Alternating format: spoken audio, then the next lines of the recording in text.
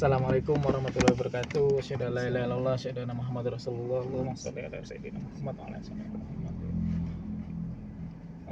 Saya pada tahun 2005 saya pernah ikut jamaah pengajian ya, yang setiap hari membahas kehidupan Nabi Muhammad SAW.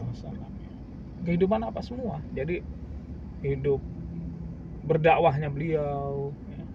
Bagaimana beliau mengatur umat, bagaimana beliau dengan keluarganya, bagaimana beliau dengan cucunya. Tiap hari, setiap hari dibacakan kisah-kisah itu ya, kisah-kisah Nabi, semua ya, semua kisah, ya. Terutama kisah perjalanan dakwah beliau. Nah, di situ saya ya, sama teman-teman diajarkan bagaimana berdakwah, meniru Nabi Muhammad. Dakwahnya seperti apa? Tiru copy paste lah ya. Jadi kita di pengajian tersebut enggak membuat metode sendiri, tidak, tapi tiru saja. Zaman dulu dakwahnya Nabi Muhammad melalui dari rumah ke rumah gitu misalnya, maka tiru aja dari rumah ke rumah itu. Tujuannya apa? Ternyata tujuannya merasakan, Ustaz. Jadi ketika kita baca, belum pernah melakukan ya biasa saja ya. Tapi ketika kita baca dan kita pernah melakukan ya, Masya Allah, beda Ustaz rasanya ya. Nabi Muhammad dakwah dari pintu ke pintu ya, kumpulkan, ayo pengajian gitu kan, di masjid diajari ilmu sama Nabi Muhammad ya. Bahkan ketika mengajak itu ada yang dilempari sampai nangis gitu. Ternyata guru saya sampaikan itu sunatullah ya. Jadi ada yang menolak, apa itu sunatullah. Nah, pernah merasakan ya, ditolak gitu ya. Ayo Pak ke masjid, ditolak pernah. Jadi itu rasanya itu bukan sedih, kenapa? Jadi begini Nabi Muhammad dulu pas ditolak gitu ya. Jadi merasakan apa yang dirasakan Nabi. Nah, suatu saat Ustaz, karena seringnya ya seperti itu, pernah bangun malam itu tiba-tiba rasa kangen yang luar biasa gitu. Rasa kangen, nangis gitu, haru ya. Kangen, nangis, pengen ketemu Nabi Muhammad. Masya Allah. Jadi nggak bisa, gimana mau ketemu Nabi gitu kan. Akhirnya sholat Ustaz. Nah, seumur hidup itulah rasa yang paling saya ingat, melekat, rasa cinta yang begitu dalam kepada Nabi Muhammad SAW. Nah, sampai saya berpikir waktu itu, seandainya ada keturunan Nabi Muhammad, nggak apa-apa lah, itu bisa mengobati kerinduan. Dan saya nggak tahu ternyata keturunan Nabi Muhammad itu di Indonesia banyak, Ustaz. Saya nggak tahu ya, saya nggak tahu kalau itu ada. Saya tahu bahwa keturunan Nabi Muhammad itu banyak ketika saya ada di Jakarta 10 tahun kemudian ya, tadi 2005 2015. Ternyata semua yang ada gelar ya, Habib atau Habaib itu adalah keturunan Nabi ya, bukan nama ya. Kalau ada orang namanya Habib itu nama orang ya, tapi ini gelar ya. Ini gelar ya, tentu ada sertifikatnya, ada KTP khususnya lah ya, istilahnya kalau kata kita KTP yang ada sertifikat ya, yang nggak sembarangan orang ya, itu harus silsilahnya. Nah, iya, Robito Alawiyah ya. Jadi nggak sembarangan orang dipanggil Habib. Nah, saya baru tahu, Masya Allah. Dan saya sejak itu berazam, ya Allah, saya pengen ketemu. Dan alhamdulillah Allah pertemukan ya, dengan si A, dengan si B, dengan si E, yang itu Habaib ya, Habib. Dan hari ini insya Allah kita akan ketemu lagi ya, Habib Al-Habsyi ya. Masya Allah, itu apa ya, saya sangat luar biasa lah kecintaan saya kepada Nabi Muhammad dan keturunan. Nah, yang lebih dahsyat lagi adalah kemarin ya, kita bulan Ramadan bisa melihat peninggalannya. Wah, itu luar biasa ya. 2 tahun lalu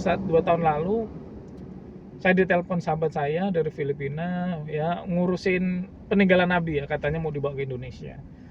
Dan setelah beberapa bulan ternyata beneran Ustadz ada sampai di Indonesia, dan saya langsung ya, saya langsung temui, wah nangis. Luar biasa saya ngeliat peninggalan Nabi Muhammad. Dan pada waktu itu saya juga mendapat apa, hadiah spesial ya, air.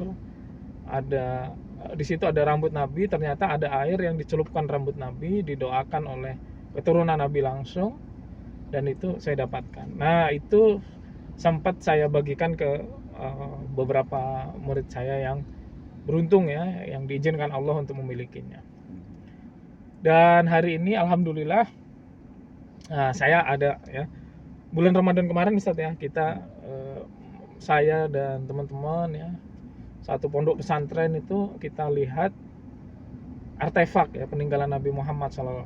Masya Allah, ada darah bekamnya, ada rambutnya, janggutnya ya, rambut Nabi, janggut Nabi, sorbannya ya, tongkatnya. Nah, tahun lalu Ustaz, tongkat Nabi Muhammad itu terbuat dari kayu lus.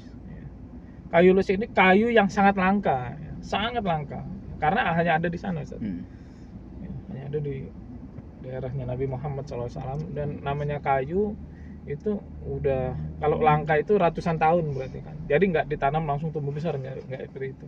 Ya kalau yang namanya langka itu udah ratusan tahun gitu ya, besar gitu ya. Pokoknya ya langka ya. Berarti kalau langka itu nggak bisa ditanam lah. Kalaupun ditanam nunggu sekian ratus tahun ya nggak worth it untuk ditanam ya. Nggak worth it untuk ditanam kalau ratusan tahun. Nah akhirnya itu kayu langka, namanya kayu lus. Nah tongkat Nabi Muhammad itu terbuat dari kayu lus. Pas saya cari-cari apa fadilahnya ya, bahwa salah satu fadilahnya adalah ketika kita punya tongkat yang terbuat dari kayu lus, dan tongkat itu kita miliki Ustaz, kita bawa, kita musafir nih, misalnya sekarang nih musafir, maka fadilahnya ketika kita membawa tongkat dari kayu lus yang sama seperti tongkatnya Nabi Muhammad terbuat dari kayu lus, itu fadilahnya selama dalam perjalanan kita akan dijaga oleh 10 malaikat Ustaz. Dijaga oleh 10 malaikat, dan malaikat tersebut mendoakan kita untuk dihapuskan dosanya. Ya, jadi didoain, ya Allah ampunilah dosanya, bersihkan gitu ya. Sampai kapan? Sampai kita pulang ke rumah. Jadi bayangin nih teman-teman, misalnya saya silaturahmi ke orang tua saya di Lampung sebulan tuh. Sebulan itu saya didampingi 10 malaikat, didoain terus. Nah, alhamdulillah 2 tahun lalu saya punya Ustaz. Ya di pameran itu alhamdulillah 2 tahun lalu saya punya. Jadi di rumah saya ada tongkat dari kayu lus, yaitu tongkat yang sama seperti punya Nabi Muhammad SAW, sama-sama dari kayu lus ya. Nah teman-teman kalau mau lihat bisa. Nah itu yang pertama 2 tahun lalu itu Ustaz. Nah kemarin itu udah nggak ada Ustaz, saya tanya udah nggak ada, karena memang itu udah nggak bisa diproduksi ya. Nah terus yang kedua saya dapat air rambut Nabi Muhammad SAW ya. Sudah habis ya yang setahun kemarin. Nah alhamdulillah kemarin ya dapat lagi saat kita ini. Nah ini airnya teman-teman ya. Jadi teman-teman kalau kita mau mendapatkan rambut Nabi Muhammad SAW ya hampir mustahil. Kalau kita mau dapat sorban Nabi Muhammad SAW hampir mustahil ya. Kalau dapat kiswah bisa dapat bisa enggak, karena kiswah itu terbatas kan, kiswah itu terbatas, enggak semua orang bisa dapat ya. Alhamdulillah saya dapat, saya punya, dan alhamdulillah kita bisa dapat ini Ustaz, air rambut Nabi Muhammad sallallahu alaihi wasallam ya. Bayangkan ketika saya tadi cerita sangat cinta luar biasa kepada Nabi, kalau dapat ini air yang bekas celupan rambut Nabi Muhammad. Jadi ada kandungan dari tubuh Nabi Muhammad, yaitu rambut kan. Masya Allah. Maka wah luar biasa sekali tuh. Saking saya mengobati kerinduan saya kepada Nabi, mengobati. Nah, alhamdulillah saya sudah bagikan ini juga ke beberapa murid saya. Bahkan sampai tahun lalu itu sampai luar negeri Ustaz. Ya ini asalnya dari Arab Saudi sana ya. Ada orang Arab Saudi yang dapatnya dari saya, jadi saya kirim ke Arab Saudi ya. Ongkosnya aja hampir 500.000 tuh. Ya itu, ya seperti itu ya, masya Allah. Sampai Arab Saudi. Dan yang kalau yang kemarin ini itu 2 tahun lalu ya, sampai Arab Saudi saya kirim 2 tahun yang lalu. Nah, kalau yang ini kemarin yang terjauh saya kirim Papua, Ustaz. Ya sampai yang dari yang tinggal di Papua itu bilang, Ustaz semua muridnya dapat. Oh enggak, saya bilang kan ini nggak bisa diproduksi. Nggak, kalau kita beli air Zam-Zam masih bisa karena diproduksi dijual. Kalau air ini enggak, teman-teman ya, nggak bisa, kita mau beli di mana nggak ada ya, cuma orang tertentu saja yang bisa. Nah maka sangat beruntung sekali, saya ucapkan selamat pada teman-teman semua ya. Kemarin itu yang waktu orang Papua yang saya kirim Papua nanya itu, murid saya kan ada ribuan lah, anggap 1.000 misalnya kan. Dia bilang dapat semua. Tidak, saya bilang berapa Ustaz yang dapat? Ya 20 orang lah kurang lebih 20 orang karena terbatas kan. Waduh, alhamdulillah saya sangat beruntung sekali, kaget ya. Dikira semua dapat, enggak gitu.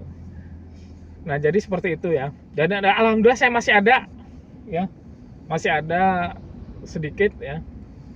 Masih ada sedikit untuk teman-teman yang mau bisa langsung nanti kontak saya. Dan ini saya khususkan enggak untuk umum, Ustaz.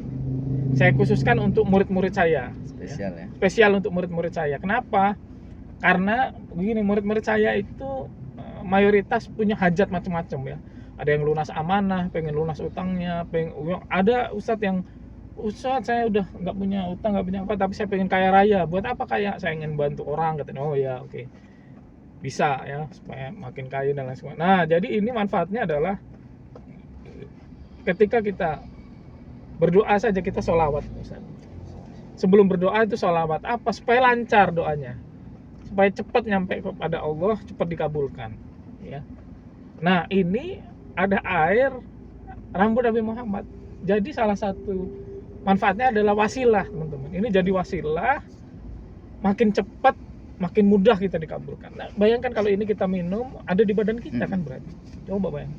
Ya, mudah-mudahan akan bersih dari maksiat, dosa dan lain sebagainya ya. Jadi cara pakainya gimana? Cara pakainya ini satu tutup, teman-teman ya. Satu tutup air ini masukkan ke galon ya. Itu bisa diminum untuk sekeluarga. Ya, ketika minum airnya baca bismillah, sholawat 3 kali ya. Bismillah, sholawat 3 kali, doa sesuai hajat masing-masing. Allah, wasilah keberkahan air rambut Nabi Muhammad ini, kabulkanlah doa saya. Doanya apa? Kabulkan. Minum. Gitu teman-teman cara pakainya ya. Jadi cukup satu ini untuk segalon. Nah, kalau misalnya sudah tinggal 1/3 airnya, tinggal 1/3, ini bisa diisi lagi. Diisi lagi dengan air mineral ya, air mineral diisi lagi, penuhi lagi. Emang khasiatnya sama, insya Allah sama ya, karena kandungan keberkahan rambut Nabi Muhammad SAW, bagian tubuh dari beliau itu nggak terbatas ya. Berkurang, nggak kayak obat gitu ya, nggak kayak sirup gitu di kita ya, manisnya kurang gitu, enggak. Ini keberkahan ini nggak terbatas ya. Keberkahan Nabi Muhammad itu untuk seluruh alam, jadi nggak terbatas ya, jangan dikira air-air yang lain gitu ya. Ini keberkahan yang insya Allah tidak ada batasnya, jadi insya Allah ini bisa dipakai terus. Bahkan salah satu murid saya yang dari Jawa Timur itu semua hajatnya dikabulin, minta apa aja dapet, ATM aja. Pas saya tanya, Bu, Ibu masih air dari saya masih ada? Masih. Itu udah 2 tahun, Ustaz. Yang awal itu ya?